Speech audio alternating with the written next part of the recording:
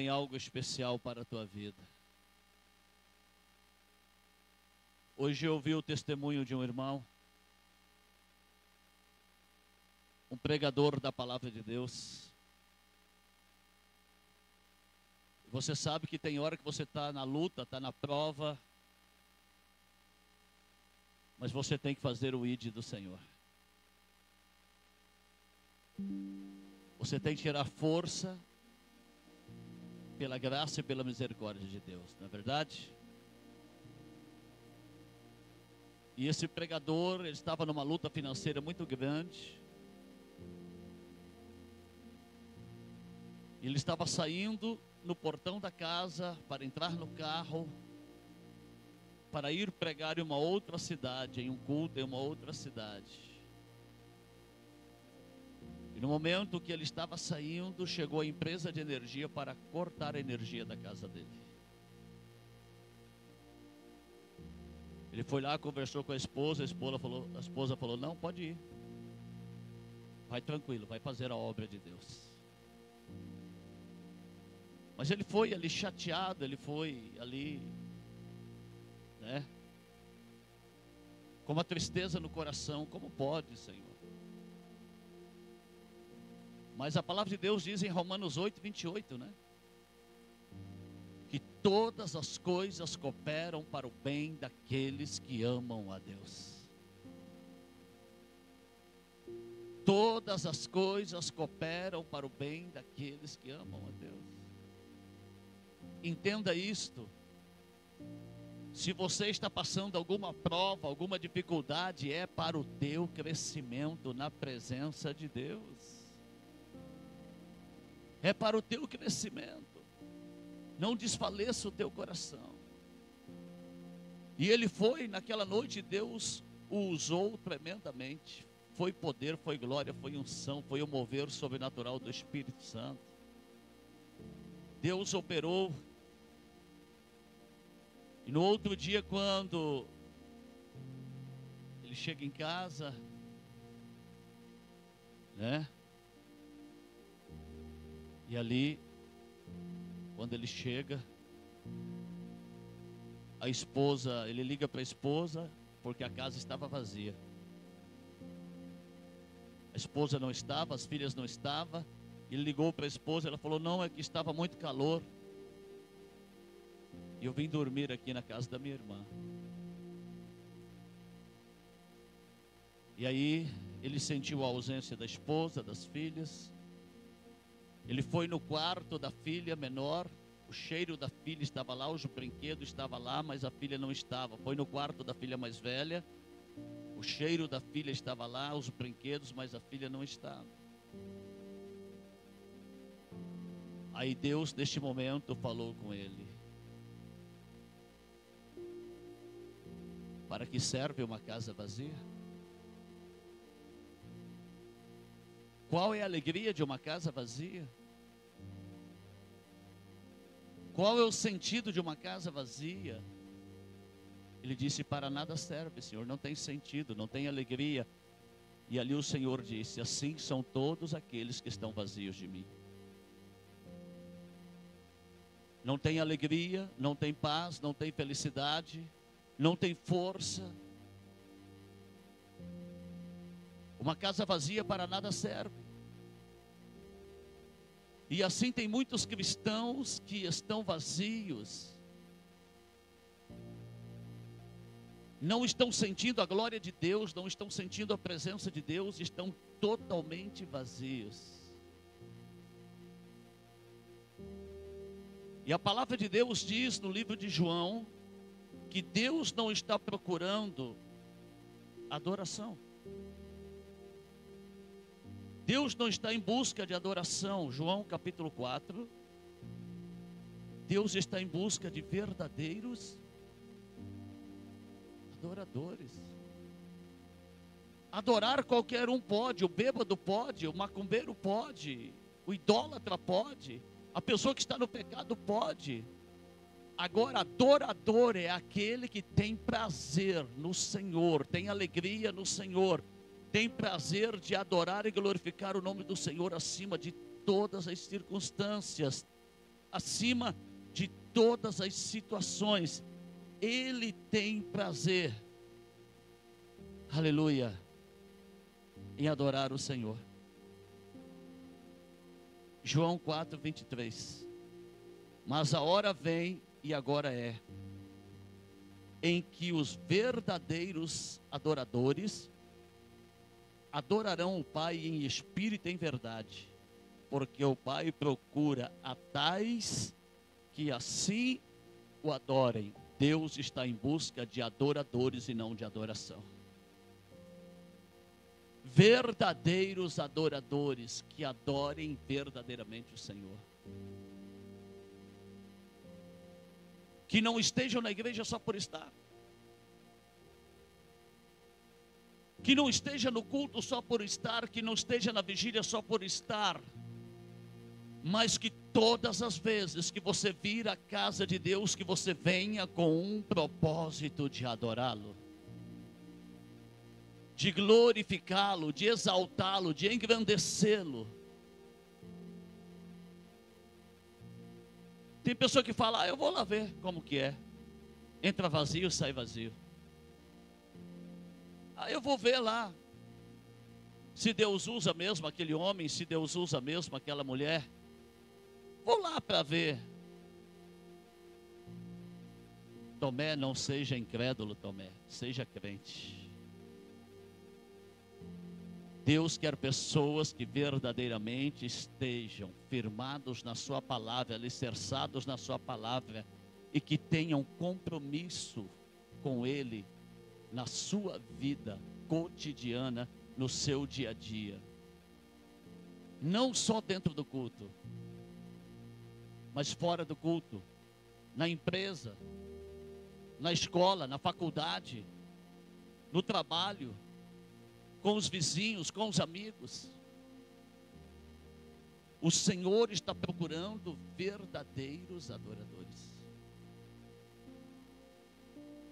Pessoas que possam dizer, Senhor,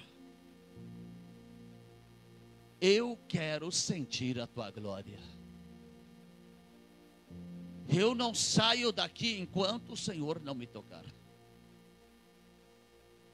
Eu não saio daqui enquanto o Senhor não me encher com teu Espírito Santo. Eu não saio daqui enquanto eu não sentir o renovo na minha vida. Eu não vim aqui participar do culto, eu vim aqui ser o culto racional, com entendimento, oferecendo o meu corpo em sacrifício vivo, santo e agradável a Deus, que é o culto racional. Eu estou aqui, Senhor, e eu ofereço a minha vida no teu altar hoje em adoração, em louvor.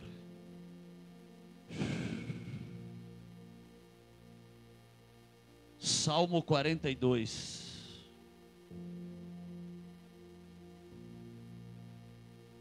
Salmo 42.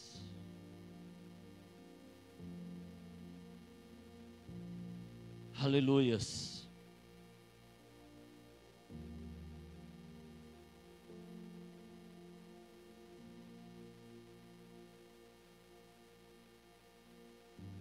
Santo é o nome do Senhor.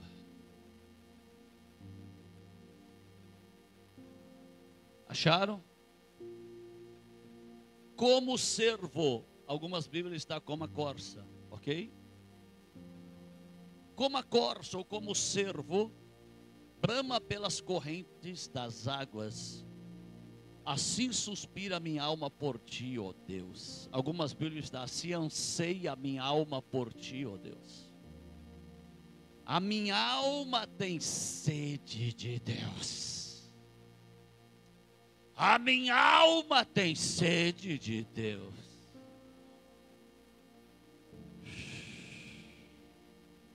Do Deus vivo. Quando entrarei e me apresentarei ante a face de Deus, a corça ou o cervo, eles vivem nas montanhas. Lá no Oriente Médio, você sabe que A vegetação é difícil e nas montanhas, como o orvalho cai, sobre as montanhas ainda há uma vegetação.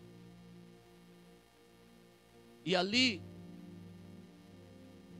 qual é o animal que parece com a corça, apóstolo, ou com o cervo? Para você se familiarizar e entender, o veado, conhecido no Brasil, aquele animal, é como se fosse o cervo ou a corça. Ok? Então eles passam na montanha se alimentando, só que na montanha não tem água. Eles pastam na montanha e depois eles saem quilômetros e quilômetros em busca de água, no meio do deserto, até encontrarem a água para saciarem a sua sede. Quilômetros e quilômetros em busca de água até encontrar. E tem crente que só quer orar 5 minutos quando ora. Eu vou fazer um sacrifício de oração. Se a tua oração é sacrifício, não ore. Ore porque você tem prazer de estar na presença de Deus, adorando a Ele com a tua oração.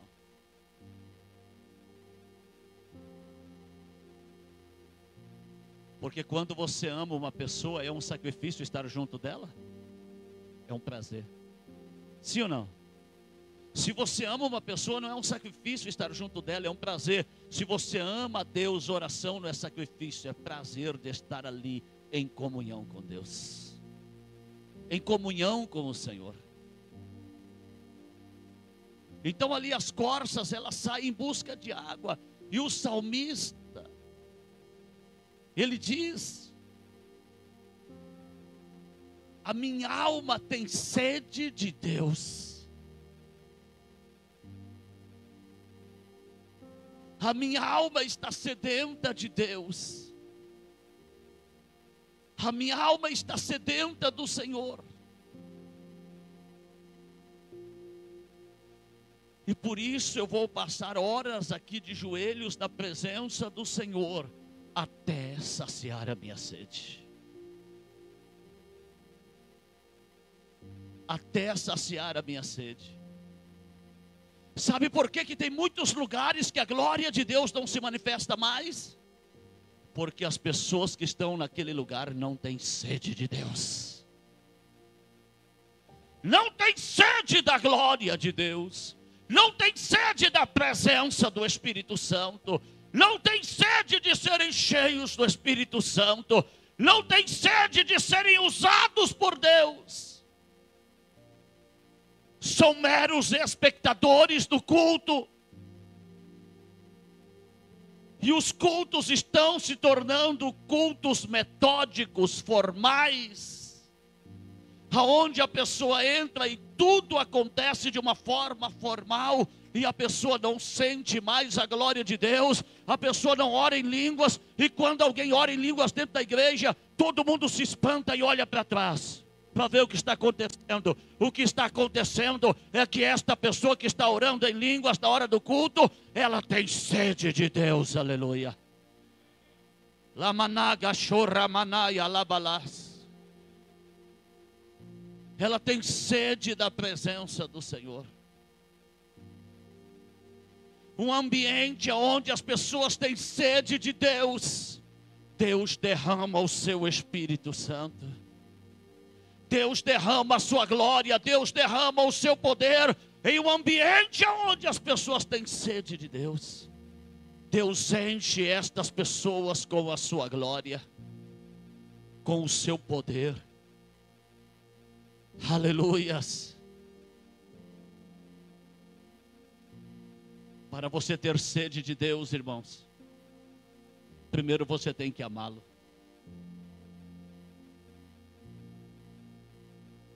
Você que um dia já foi cheio do Espírito Santo e hoje não sente mais a glória de Deus na tua vida. Você tem que sentir saudade dos tempos que Deus te usava. E você tem que dizer: Senhor, eu quero voltar ao primeiro amor. Eu quero voltar ao primeiro amor. Eu quero sentir aquela alegria de novo convertido. Nada impedia você de vir ao culto. Nada impedia você de estar na vigília. Passava a noite inteira na vigília e no outro dia ia trabalhar feliz. Não sentia nem cansaço e à noite ainda estava no culto.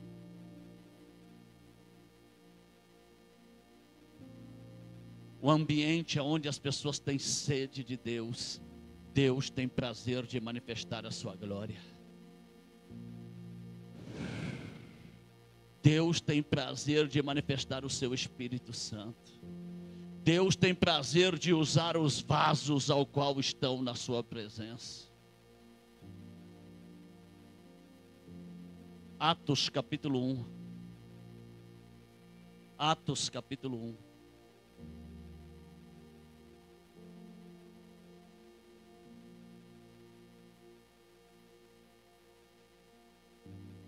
Aleluias.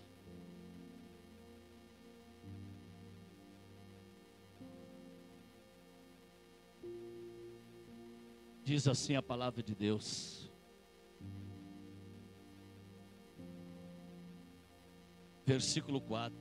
E estando com eles, determinou-lhes, ordenou-lhes, que não se ausentassem de Jerusalém, mas que esperassem a promessa do Pai, que disse ele: de mim ouvistes. Porque na verdade João batizou com água, mas vós sereis batizados com o Espírito Santo, não muito depois destes dias. Antes de Jesus ser recebido em cima no céu,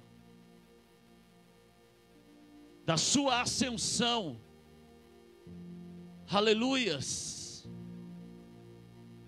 o Senhor Jesus chama a igreja, cerca de 500 irmãos tinha, está lá em Coríntios, não me lembro o capítulo, versículo, cerca de 500 irmãos, e Jesus dá uma ordem para a igreja: ficai em Jerusalém, até que do alto sejais revestido com o Espírito Santo. João batizou com água, vós sereis batizados com o Espírito Santo, não muito depois desses dias. Não vai demorar muito, disse o Senhor. Não vai demorar muito. Antes de Jesus ser recebido em cima dos céus, no versículo 8 ele diz: mas recebereis o poder do Espírito Santo que há de vir sobre vós, e ser-me-eis testemunha em Jerusalém, Judeia, Samaria, até os confins da terra. E de repente ele começa a subir. Ele começa a ser elevado até ser ocultado em uma nuvem. E os discípulos, a igreja, começam a olhar para o céu, espantado, e Jesus diz: por que vocês estão espantados olhando para o céu? Aparecem dois anjos dizendo: porque o mesmo Jesus que viste ser recebido em cima no céu, assim como vistes ir, ele há de vir. Ele vai voltar. E ali eles foram e ficaram no cenáculo. E com o passar dos dias, alguns começaram a ir embora. Os que não tinham sede de Deus, os que não tinham sede do Espírito Santo, começaram a ir embora. Começaram a ir embora. Em Atos 1,15 fala que havia quase 120 cristãos. Não havia, era cerca de quase 120 cristãos. Mas esses ficaram no cenáculo, orando e clamando, com sede do Senhor, com sede da promessa que eles ouviram do Senhor Jesus, com sede da promessa que eles ouviram do Senhor, que eles seriam batizados com o Espírito Santo. Atos 2 diz assim: e cumprindo-se o dia de Pentecostes, estavam todos concordemente no mesmo lugar. Estavam todos unidos no mesmo lugar. Todos famintos e sedentos da promessa de Deus.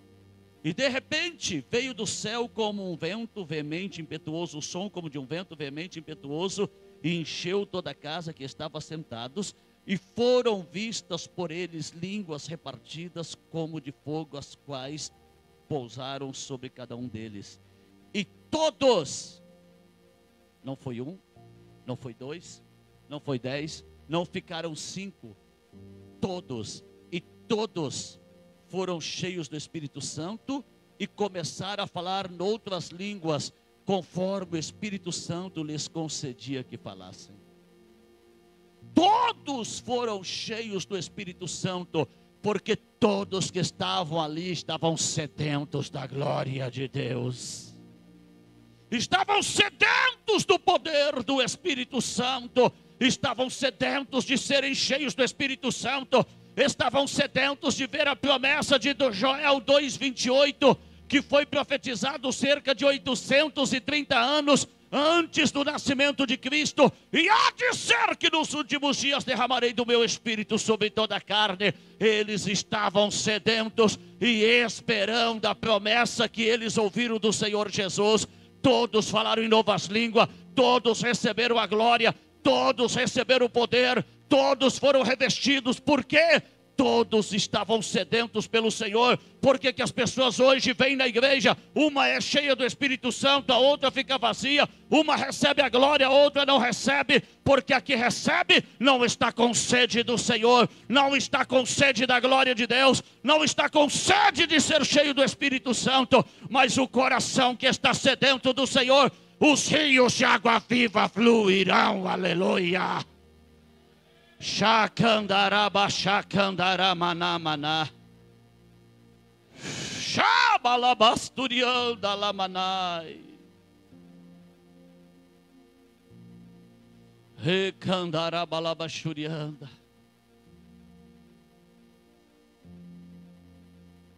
Atos capítulo 10. Atos capítulo 10.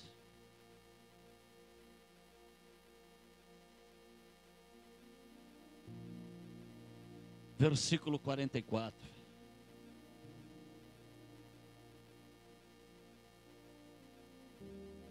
Atos 10, 44.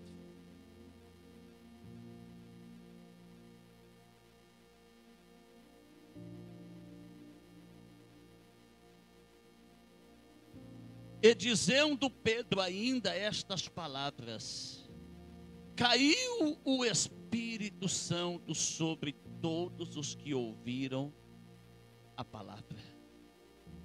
Os fiéis que eram da circuncisão, que eram judeus, todos quantos tinham vindo com Pedro, maravilharam-se de que o dom do Espírito Santo se derramasse também sobre os gentios, aqueles que não eram judeus, porque os ouviam falar em línguas e magnificar, glorificar a Deus.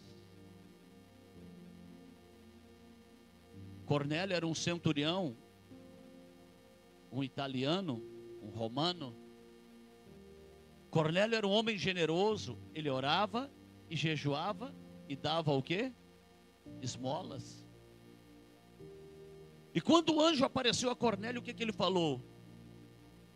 A tua oração e o teu jejum e as tuas esmolas têm chegado diante de Deus. Sabe o que o anjo falou? Você tem agradado a Deus. Mesmo não sendo um judeu, mesmo não conhecendo a Deus totalmente, ele tinha sede de Deus. Ele tinha sede de Deus. Ele tinha prazer em jejuar, ele tinha prazer em orar, ele tinha prazer em ajudar o pobre, o necessitado. E o anjo apareceu e falou: mande a Jope, na casa de Judas, o curtidor. Vá lá. E tem um homem chamado Pedro, por sobrenome Simão. Vai lá.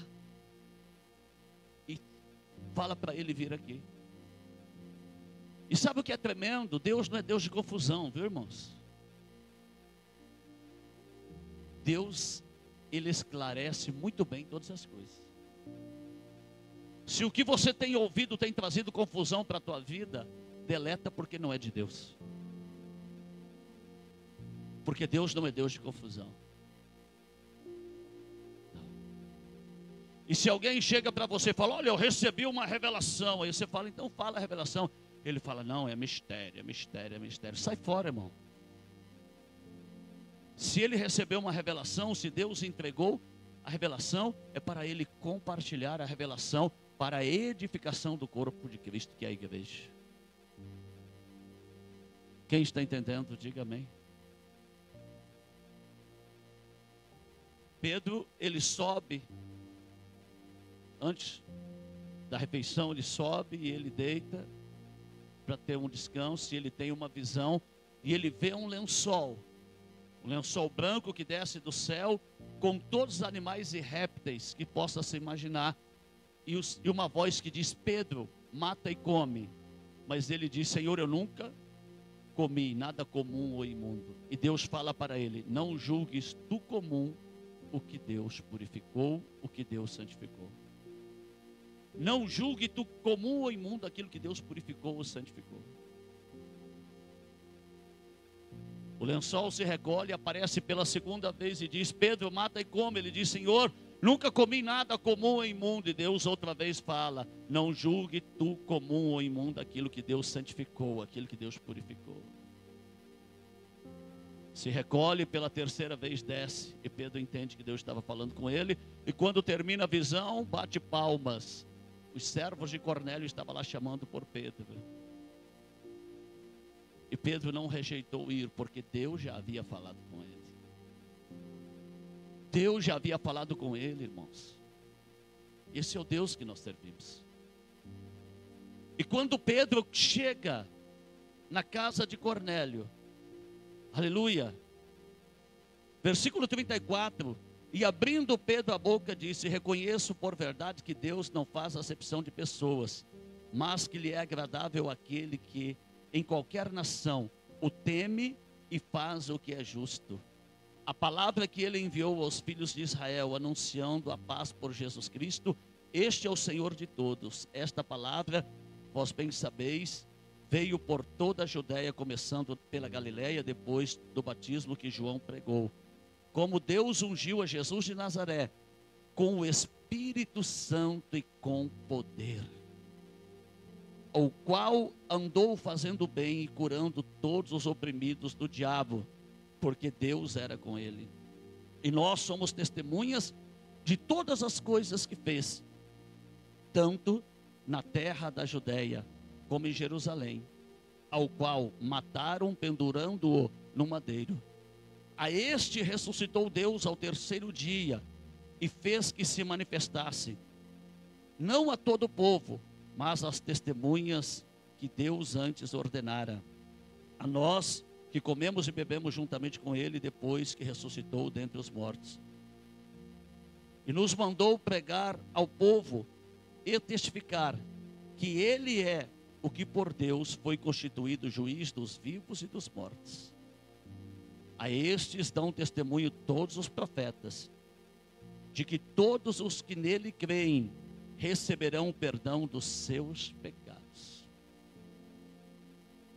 Um ambiente de glória, um ambiente onde tem sede. Não precisa o pregador se esforçar para as pessoas receberem a glória. Não precisa o pregador se esforçar para as pessoas serem cheias do Espírito Santo. Pedro simplesmente estava pregando, e eles estavam tão sedentos que, e dizendo Pedro ainda esta palavra, caiu sobre todos, caiu o Espírito Santo sobre todos os que ouviram a palavra. O Espírito Santo foi derramado quando Pedro ainda ministrava a palavra, pregava a palavra, e todos foram cheios. Não foi só Cornélio a esposa, não foi só Cornélio e os filhos, todos que estavam na casa de Cornélio, em um ambiente de glória, todos foram cheios do Espírito Santo.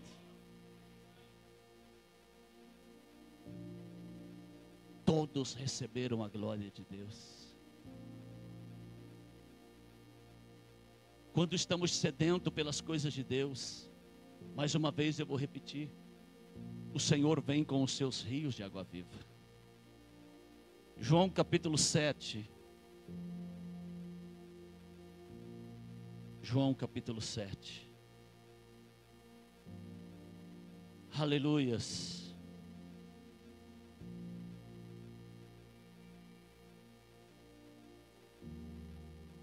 Versículo 37.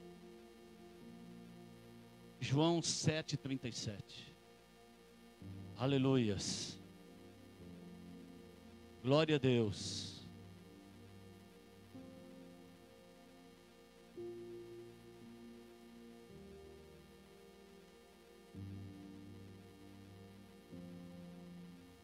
E no último dia, o grande dia da festa, Jesus colocou-se em pé e clamou, dizendo: se alguém tem sede, venha a mim e beba. Quem crê em mim, como diz as Escrituras, rios de água viva correrão no seu ventre. E isto disse ele do Espírito Santo que haviam de receber os que crescem nele. Festa dos tabernáculos, aonde no último dia da festa dos tabernáculos, os sacerdotes pegavam 12 talhas de água cheias, e essas 12 talhas de água cheias, eles derramavam do lado direito do templo, porque eles esperavam verdadeiramente que a profecia se cumpriria, que um rio brotaria ali, um rio de água viva, e banharia todo o deserto. E eles esperavam literalmente que isto acontecesse, mas no último dia, no grande dia da festa, Jesus se coloca de pé e diz: vocês estão esperando um rio fluir daqui? Vocês estão esperando um rio nascer daqui? Jesus olhou e disse: o rio está aqui. Eu sou o rio de água viva. Alabacanda, arabalamanai, rabastoremanai, alabalás. Eu sou o rio de água viva. Quem tem sede, venha a mim e beba de graça da água viva. Quem tem sede vai receber esta água viva. E ele estava falando isto a respeito do quê? Do Espírito Santo que seria derramado. Do Espírito Santo que seria derramado sobre a igreja, que começou em Pentecostes e continua sendo derramado até hoje, aleluia. Os rios de água viva estão fluindo no ventre das pessoas. O Espírito Santo tem se manifestado e Deus tem usado os seus vasos que verdadeiramente têm sede dele, que verdadeiramente dão lugar ao Espírito Santo, que verdadeiramente dão lugar à glória de Deus. O rio de água viva nunca parou de jorrar. O rio de água viva é o Espírito Santo, é a promessa de Joel 2:28. Volte lá em Atos capítulo 2, versículo 17.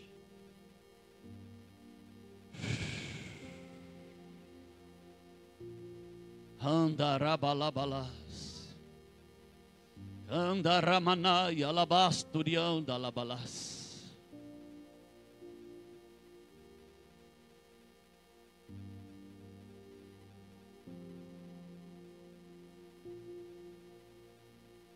Atos capítulo 2, versículo 16. Mas isto é o que foi dito pelo profeta Joel: nos últimos dias acontecerá, diz Deus, que do meu Espírito derramarei sobre toda a carne, e os vossos filhos e as vossas filhas profetizarão, e os vossos jovens terão visões, e os vossos velhos terão sonhos. Sonharão sonhos, e também do meu Espírito derramarei sobre os meus servos e sobre as minhas servas naqueles dias, e profetizarão. Desde o dia de Pentecoste nós estamos vivendo os últimos dias. Nós estamos vivendo o pré-arrebatamento. Nós estamos vivendo, aleluia, a dispensação da graça, a última dispensação de Deus para o homem na terra. E esta dispensação vai durar até o dia do arrebatamento da igreja. O dia que a igreja será arrebatada e conduzida às nuvens para se encontrar com Cristo. E ali a porta da graça será fechada. O Espírito Santo será retirado. Mas os últimos dias começaram desde Pentecostes. Tanto é que Pedro diz o que disse Joel: e há de ser que nos últimos dias derramarei do meu Espírito. Então, se começou em Pentecostes, os últimos dias começaram ali. E nós estamos vivendo hoje os últimos instantes da igreja na terra. Os últimos instantes. E em breve Jesus virá para arrebatar a sua igreja. E eu quero dizer que tem muitos que estão desapercebidos. Muitos que estão alheios. Estão servindo a Deus sem o propósito da vida eterna. Sem o propósito da salvação. Mas aqueles que estão sedentos, eles estão na torre da vigia de Deus. Nessa torre eles estão olhando atentamente para todos os movimentos. O Senhor, Ele tem prazer de se manifestar em um ambiente de glória, em um ambiente de poder, em um ambiente de unção, em um ambiente que o coração das pessoas estão abertos. O Senhor tem prazer de se manifestar. Se você ver lá em Jeremias 33, versículo 3, o que o Senhor diz? Clamas a mim, e eu te responderei, e anunciar-te-ei o quê? Coisas grandes e firmes que não sabes. Só clama a Deus quem tem sede de Deus. Só clama a Deus aqueles que querem conhecer a glória de Deus. Houve um homem na face da terra chamado Moisés. Nunca houve um homem tão manso como ele. Um homem manso, mas um homem que tinha sede de Deus. Um homem que conheceu a Deus no meio de uma sarça pegando fogo, mas aquela sarça não consumia. Moisés estava acostumado todos os dias ver pegar fogo na sarça, porque no meio do deserto, temperatura de 50 graus, sarça é um arbusto com alguns espinhos que tem facilidade de pegar fogo. Ele estava acostumado a ver pegar fogo na sarça todos os dias, só que aquele fogo era diferente. O fogo que ele tinha visto anteriormente queimava, a sarça virava cinza, aquele fogo não consumia. E ele disse: virarei para lá e verei esta grande visão. E quando ele olha, Deus fala para ele: vem cá, tira a sandália do teu pé, porque o lugar que você pisa é santo. Não é que o Monte Horebe é santo, igual muitos falam, vou levar o teu pedido para queimar no Monte Santo. É mentira, irmãos. O Monte Horebe ou o Sinai é o mesmo monte, tá? Se você não sabia, é o mesmo. E lá em cima não pode queimar nada. O único fogo que pode descer lá é se você clamar e descer fogo do Espírito Santo. não pode queimar nada lá, nem nada, não pode fazer fogo lá. É proibido. O lugar estava sendo santificado pela presença de Deus. Aquele lugar, naquele momento, estava sendo santificado pela presença de Deus.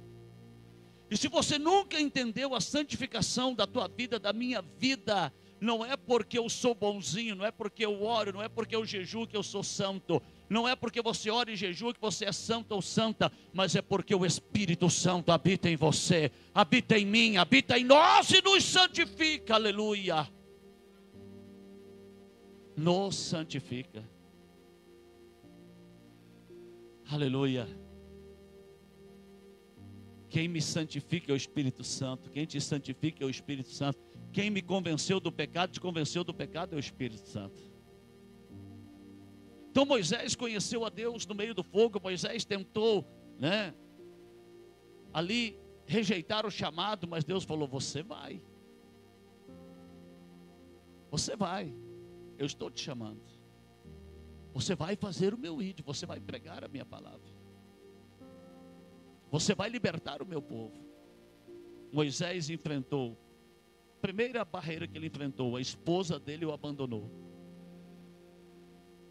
Quando ele foi circundar os seus filhos, para cumprir aquilo que Deus havia dito a Abraão, a esposa dele ficou revoltada, ficou endemoniada, e foi embora para a casa do pai dela e abandonou a Moisés. Moisés foi abandonado pela esposa, mas ele não abandonou o projeto que Deus tinha na vida dele. Ele não abandonou. Depois ele enfrenta Faraó, depois ele enfrenta a incredulidade do povo de Israel, enfrenta Faraó. Depois ele enfrenta o Mar Vermelho, e tudo isto Deus sendo com ele. Deus sendo com Moisés. Deixa eu te falar algo, irmão. Deixa eu te falar algo. Se Deus nos chamou para uma missão e nós formos fiel ao nosso chamado, o Senhor nunca vai nos abandonar no nosso chamado, aleluia. Nunca, jamais o Senhor vai abandonar você no teu chamado se você é fiel. Vale a pena ser fiel. O mar se abre, Faraó com seu exército fica lá. E Moisés vai caminhando com o povo. Chega no momento que quando eles chegam ali, próximo novamente, ali onde eles estavam acampados, ao redor do Monte Sinai, Deus fala: agora você sobe lá, que eu vou te dar a lei. Eu vou dar a lei, eu vou escrever, o meu dedo vai escrever. Foi o dedo de Deus que escreveu a lei. Mas você vai jejuar, para que eu possa entregar o que eu tenho a entregar ao meu povo. Você vai jejuar 40 dias e 40 noites. Talvez Deus não tenha entregado o que Ele tem para entregar lá na congregação que você dirige, porque está faltando jejum, está faltando oração, está faltando esforço. Porque quando você se coloca debaixo daquilo que Deus ordena, Deus também honra. Deus também honra. E ali ele jejua 40 dias, 40 noites. Deus escreve ali as leis e ele vem descendo com as tábuas da lei. E quando ele chega lá, o co-pastor dele, o pastor auxiliar, Arão, tinha feito um bezerro de ouro. E o povo estava dizendo: este é o Deus que nos tirou do Egito. Estavam atribuindo a liberdade deles ao bezerro de ouro.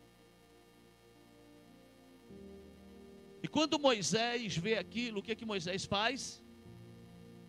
Ele quebra as pedras da lei. Moisés quebrou as pedras da lei por dois motivos. Primeiro, ele ficou irado. Segundo, o povo não conhecia o que estava escrito ali. A chamada bênção da ignorância. Deus nunca vai te cobrar por aquilo que você não sabe. Nunca Deus vai te cobrar por aquilo que você não sabe. Agora, aquilo que você sabe, pode ter certeza, Deus vai te cobrar. Eles não sabiam que lá estava escrito Não terás outros deuses além de mim, não te encurvarás a ele, não o adorarás. Quem está entendendo? Deus se ira e Deus fala com Moisés: eu vou matar este povo. E vou fazer de você uma grande nação, Moisés. Não quero mais este povo, vou fazer de você uma grande nação. Eu conheço pastores por aí, que se Deus falar para ele: vou acabar com todas as igrejas, só vai ficar a tua. Ele vai falar: eita Deus de revelação, faz isso mesmo, né? É, Senhor, eu sou teu servo mesmo, né? Mas Moisés fez o quê? Não faça isto. Moisés se colocou diante de Deus intercedendo. O que dirão as nações? Que o Senhor tirou o povo do Egito para matá-los no deserto. Se o Senhor for fazer isto, risco o meu nome. Livro da vida. Deus olha para ele e falou: você não pecou contra mim, eu só vou riscar o nome do livro da vida daqueles que pecarem contra mim. E Deus fala para Moisés: eu não vou mais com este povo. Eu vou mandar o meu anjo para ir com vocês. Moisés falou: eu não quero o anjo. Se o Senhor não for conosco, eu não saio daqui. Será que Moisés tinha crédito com Deus, irmãos? Será que tinha para poder falar isto diante de Deus? E ali Deus falou: tudo bem, não vou mandar o anjo então, mas vou mandar a Shekinah, a minha presença, para operar milagres, para curar, para operar sinais. Moisés olhou para ele e disse: eu não quero a presença para operar milagres e sinais, eu quero o teu cabode, eu quero a tua glória, eu quero o Senhor conosco. Deus olhou para ele e falou: tudo bem, então eu vou com vocês. Ele olha para Deus e fala: então mostra-me a tua face, porque eu tenho sede de ti. Mostra-me a tua face, que eu quero te conhecer face a face. Mostra-me a tua face. Labasha, Ramanai, Alabalai. Deus olhou para ele e disse: homem nenhum aguenta ver a minha face e fica vivo, mas eu vou aparecer a você e você vai me ver pelas costas. O único homem que viu Deus, o único homem que viu Deus ainda pelas costas foi Moisés. Por quê? Sede de Deus, sede do Senhor, sede de conhecê-lo. Lamanai, alabassurianda, lamanai, shekandara lamanás. Sede de conhecer a Deus. Aonde que estão os crentes no século 21 com sede de Deus? Com sede de conhecê-lo, com sede de serem cheios do Espírito Santo, com sede de serem usados por Ele, com sede de fazer as obras que Jesus fez e ainda maiores. Labamanai, alabalás.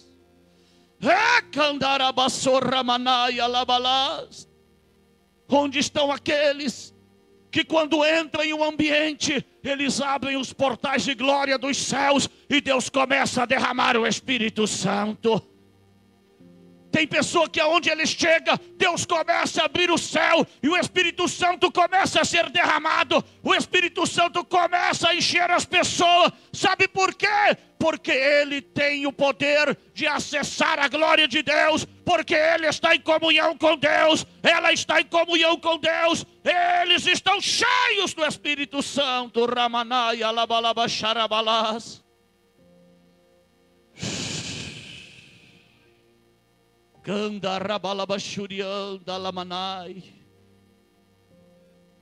Será que você veio aqui passar apenas 2h30?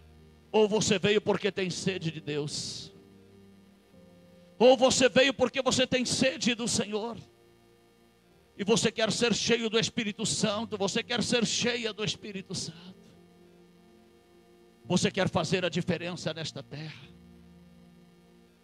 Aleluias.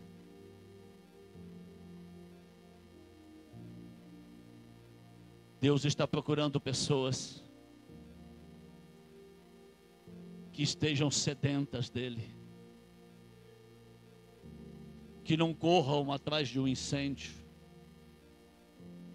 Ah, tem um avivamento em tal lugar, vou lá. Tem um avivamento em tal lugar, vou lá. Não.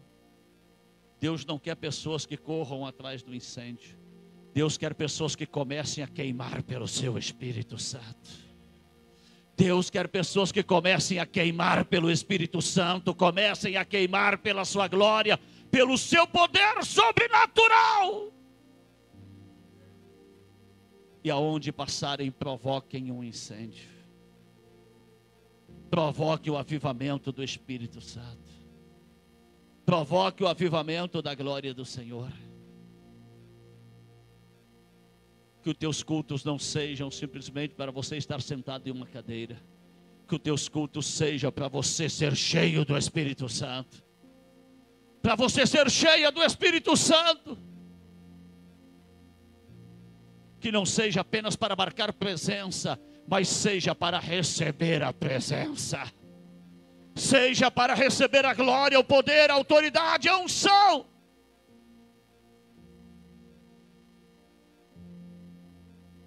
Aleluias.